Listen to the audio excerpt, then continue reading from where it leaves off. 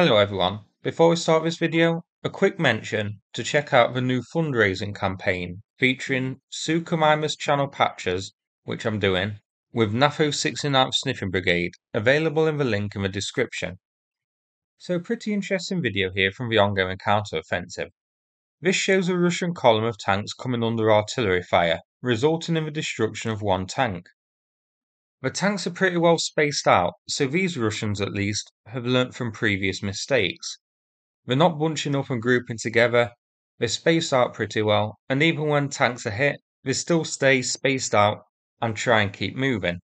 They're moving past the Russian defensive position, consisting of a mishmash of different trenches. One tank is hit by artillery, a very accurate shot, where it ends up in the trees and eventually burns out. The other tanks escape unarmed, maybe a couple caught frag damage, but nothing enough to disable them, as when the drone pans out we don't see any other wrecks. The tanks were heading up this field here, turning right and heading east. I wonder what the reasons were to travel off-road rather than using the road. Maybe the road itself has been littered with mines, or there could be other reasons. Zoomed out, we can see that this is south of Robotyne, an area mentioned a lot as of late, as the counter-offensive is in this area. So this video shows us a few things. Russia is reinforcing this area well. This is a decent sized column of tanks rolling north.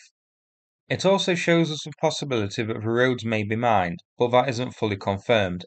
And given the fact we only saw a handful of rounds hit the convoy, it could be that Ukraine doesn't actually have much artillery in this region, or that the artillery is already engaged in a fire mission elsewhere. Otherwise, I do think this column would have been hit harder. This here is Deep State's map of the situation. This is near the area where Ukraine lost some Leopard 2s and Bradleys a couple of days ago, thanks to mines and artillery. So modern NATO equipment is deployed in this region, and Russia clearly isn't planning on withdrawing from Robotyne just yet.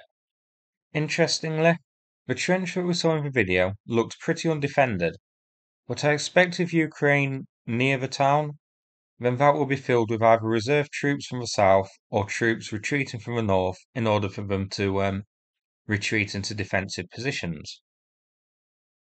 So that's it for this video. I hope you found it interesting. If so, please click like and subscribe. I'd appreciate it. Thanks again, and take care everybody.